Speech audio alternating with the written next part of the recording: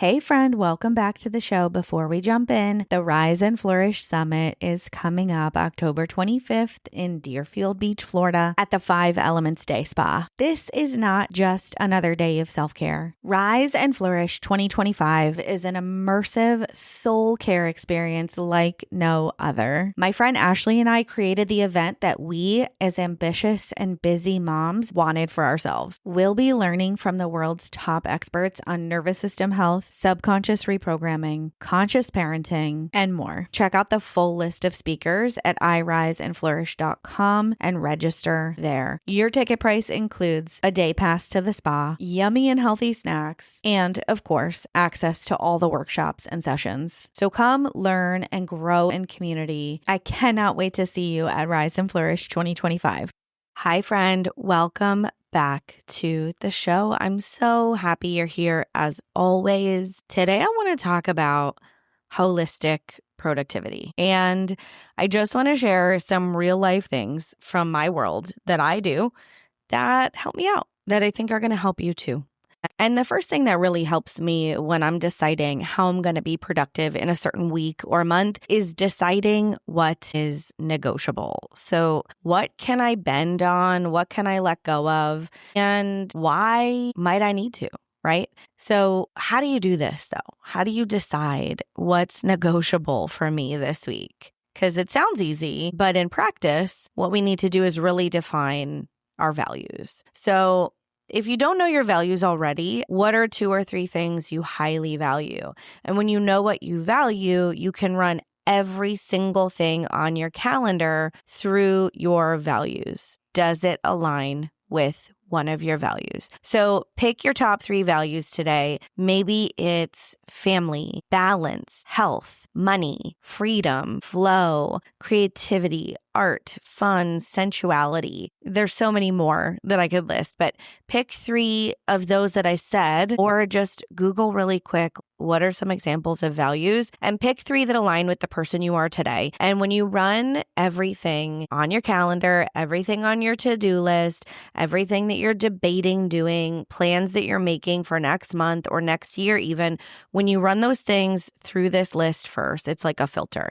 You get to really just drop what doesn't fit the values. And of course, there are things that you have to do. There are obligations that you have to meet that might not feel super aligned with your values. Yes, like that's life. I had an old friend reach out and ask me if I wanted to do coffee with her. And I'm like, yes, that sounds amazing. I want to make time for connecting with an old friend because one of my values right now is relationships. So I'm learning how to be a good friend. I'm learning how to show up and serve or just show up and be present with someone. So I said yes to a coffee with a really, really old friend. And get this, she said, when we were making plans, she said, let's confirm the day before. And I'm like, oh my God, yes, please. Thank you so much. Because life will life. And I often say, like, when I make plans, I'm a different person when those plans come around. I'm planning a conference. Many of you know we're calling it a summit conference. Who knows what's the difference? My friend Ashley and I started planning this summit like in June. It might have even been sooner. And the summit is coming up this month. It's at the end of October.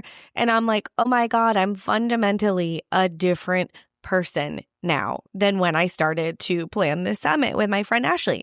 So I think let's give each other a little bit of grace and let's normalize saying, hey, can we confirm the day before just to make sure we're still the same people as when we made these plans, just to make sure that nothing has come up that we really need to devote our attention to. This friend actually did have a couple things come up and we did have to pivot at the last moment and reschedule. And I'm like, hey, all good. I totally understand that. That's the kind of friend I want to be. When somebody cancels, I don't make it about me. Oh my God, it must have been this, that, and whatever. I'm not making up a story in my head. I'm just like, yep, you had some things come up. I am free to be flowy. Also, how we feel and what we're available for depends on so many different factors. Something comes up. What day of our cycle are we on? What's going on with work and family? I am all for the let's make plans, but let's confirm the day before. Every single person in my inner circle, which is a small circle. But all two of those people have heard me say at some point, I'm on day 1 of my cycle, or I'm on day 22 of my cycle, etc. And they know what that means. So let's normalize talking about our cycles. Another example of deciding what's negotiable and what's absolutely not negotiable is our lunch and breakfast situation around this house right now. It is bananas. I am cooking breakfast and lunch for my 3 kids, and then sometimes my husband and I, and everybody wants different things. I'm also like cooking lunch to put in their thermoses every morning. And this is new this school year.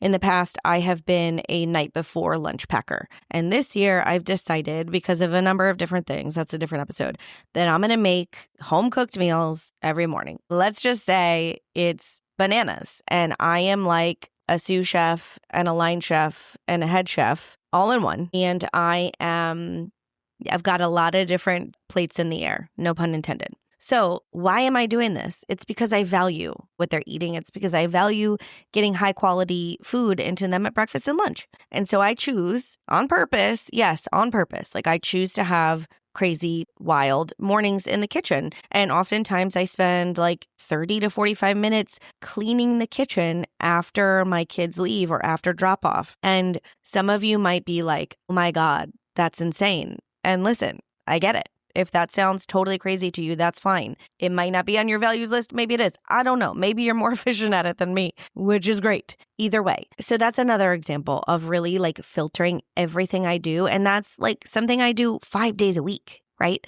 And so that's a big one. So another way I use holistic productivity in my life as a woman, as a busy woman, is an ambitious, busy mom in particular. I am syncing or tracking my cycle. And if you didn't learn the phases of the cycle, that's okay. Like I didn't learn that either. And if you no longer have your cycle because of menopause or perimenopause or another reason, you can always look to the moon. The moon has a 28-day cycle just like women do. So you can use the moon to guide you in cyclical living, if that speaks to you. And so I'm just going to tell you what the phases of the menstrual cycle are and what is good for those phases. So phase 1 is day 1 of your cycle. Day 1 of your cycle is when you start bleeding. It's when you start your period. And this is coincided with the new moon. So when you go outside and the sky is completely black and you don't actually see the moon in the sky, that's called the new moon. And this is a time for rest and intuition. And you're really just kind of at your lowest. You're at your valley at that time. However, internally, you've got processes that are working really well. Your brain is actually at its best time, I would say your brain and your heart really, at its best time for intuition. So the best things to do during this time of your cycle is resting, reflecting on what's going really well, reflecting on what you might need to change, doing some research. It's called the fertile, and I think Kate Northrup uses this term. I don't know if she coined it. And I'm going to give you a book recommendation from her too. So that's phase 1. It's when you start bleeding. Phase 2 is the spring or the follicular cycle. That's when the moon starts to go from black to like a crescent moon. And you're starting to have an increase in energy. So you're like, okay, I can do this. You're starting projects. You're getting new ideas. You're planning. Your estrogen, biologically speaking, is going up. So it's bringing energy and motivation. And, it's a good time to start new things. You could set some goals. You could do some tasks. You could do some calendar mapping. So right here, you're planting the seeds for new ideas. That is phase 2. Phase 3 is ovulation. So this, if the day 1 was your valley, ovulation is your peak or your summit. And this is the full moon. This is when the moon is the brightest in the sky. And so you are out and about, you're communicating, you are very high energy, you're confident. It's a great time to give a talk or record a podcast. So during that peak time, it's a great time to get out and to socialize and to network and do client meetings and give presentations. It's about visibility. And then we come to phase 4, which is the luteal phase, which coincides with the fall or the waning moon. So the moon was full and now it's starting to get small again, right? And so now you're feeling, I always feel like around this time, actually, now that I'm recording this, I'm on day 20. I think it might be 20 or 21, but I'm starting to come to a completion. I'm recording this podcast to publish. And so I have all my tasks done for next week. I'm starting to tie up all the loose ends on some research I've been doing. I'm tying up some loose ends on a class I'm taking. I'm making sure that all my ducks are in a row so that when I'm ready to kind of go inward and rest, that everything is done. So any details that need to be finished up. I love syncing up my calendar with my cycle, and I have a planner and I use my paper planner, and I just put on my paper planner 1 when I'm on day 1.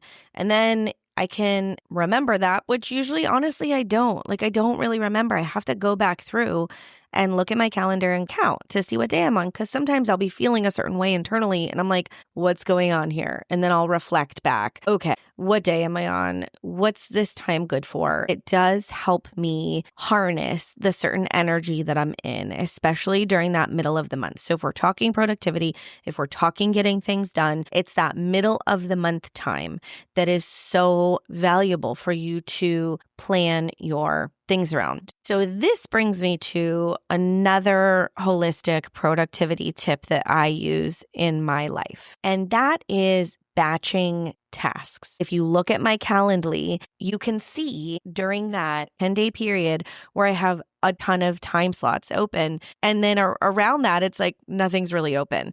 And so I really try to focus my planning, focus my scheduling on those 10 days where my energy is at its highest, because on the other days, I'm doing more internal work. I'm brainstorming behind the scenes or the researching or the editing, something like that. And I want to point out here, like, this is a very small shift and it can make a really big difference.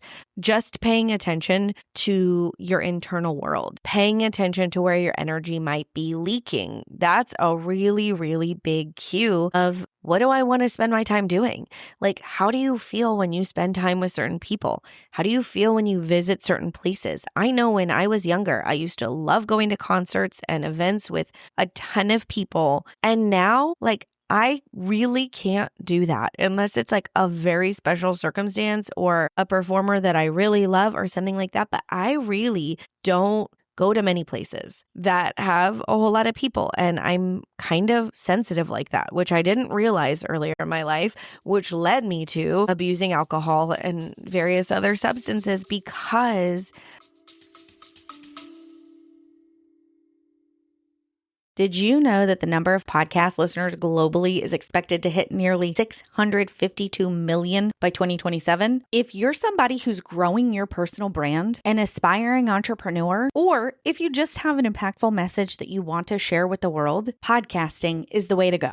If you want to learn my exact process to becoming a top 5% global show, jump into my workshop, Becoming a Purposeful Podcaster. I will teach you exactly what resources to use, how to start your own show, plus help you finally get clarity around the message that you actually want to share. So for listeners of the Raising Wild Hearts podcast, that's you. I am gifting you this workshop for free. It will never be free again. You're going to get a bonus workbook, my entire resource list, plus the workshop. It's interactive, it's strategic, it works. If you've been wanting to start a podcast, there is no better time than right now. Literally, head to raisingwildhearts.com/workshop. That's raisingwildhearts.com/workshop, where you can get instant access to becoming a purposeful podcaster and be well on your way to starting an impactful show. Join the dozens of other podcasters that have used my methods this year. I cannot wait to see you over there.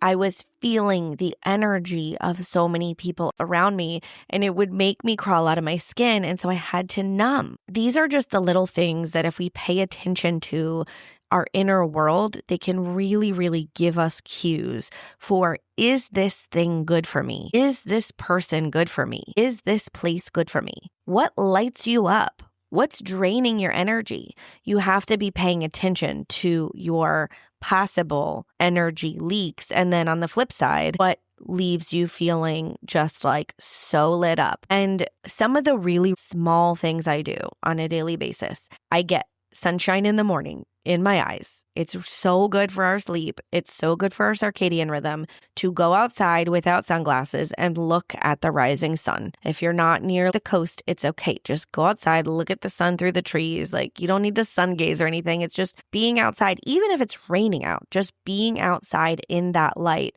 helps so much. And then you're going to sleep better. And then you're going to feel more energized the next day. For me, gosh, taking a walk. Taking a walk is so key. I was taking a walk before I recorded this episode. Taking a break. Turning off your devices at night. Again, I'm super sensitive to light. And I notice when I'm watching TV or I'm staying on my computer late at night, actually this happened this week because I was at my peak energy and I was like, ooh, I'm going to ride this wave.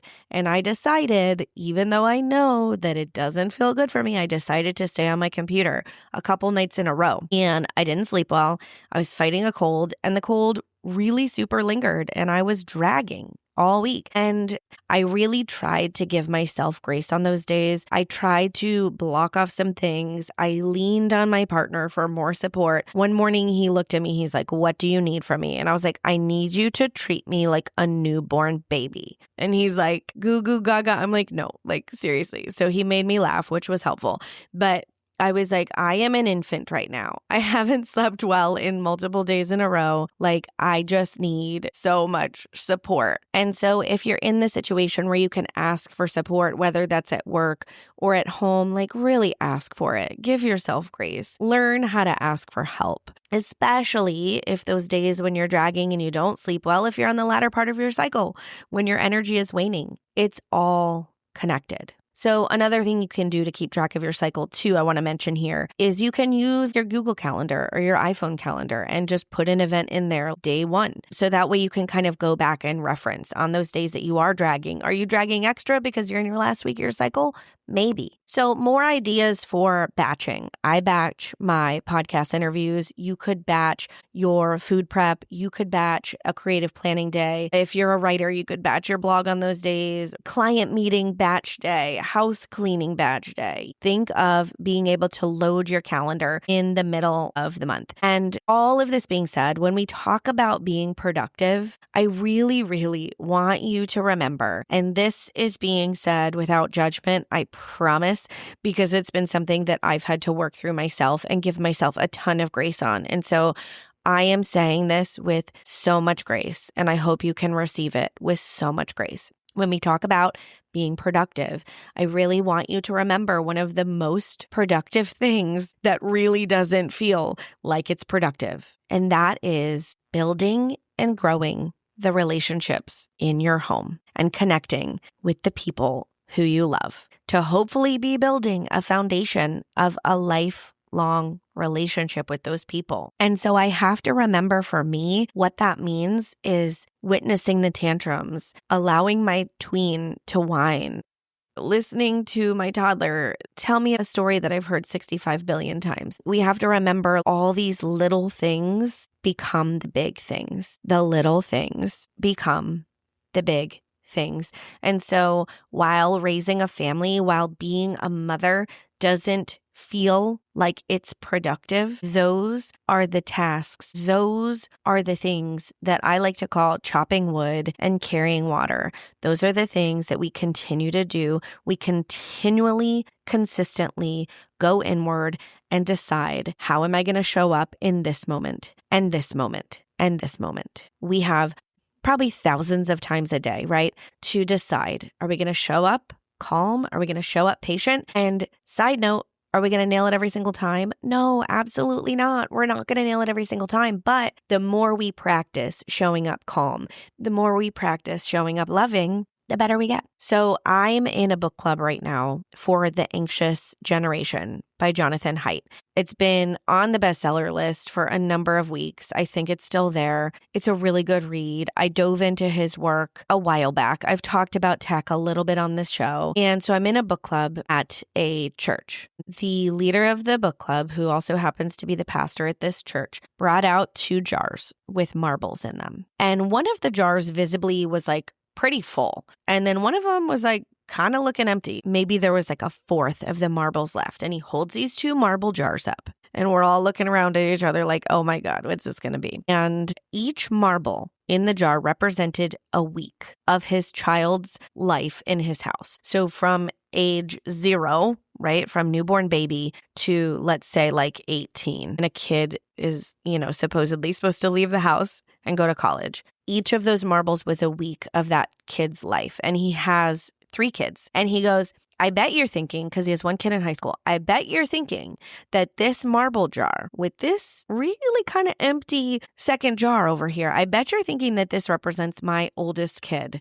And we all are like holding our breath. And he's like, this doesn't represent my oldest kid. It represents my middle, who's in middle school. This jar was almost empty. He has already had the majority of weeks that he's going to have with his middle school kid already. I mean, that to me was such a beautiful visualization. 1, because I love a good visual. And 2, because it really put into perspective, like, what are we choosing to fill our lives with? What we're choosing to fill our days with ends up being what we choose to fill our months with, ends up being what we choose to fill our years with. And like, that ends up being our life. So my call to you, my invitation to you is not to let that life slip by, not to let that opportunity to build that relationship with your partner or your children or your extended family or whoever it might be to slip by, because now is the time.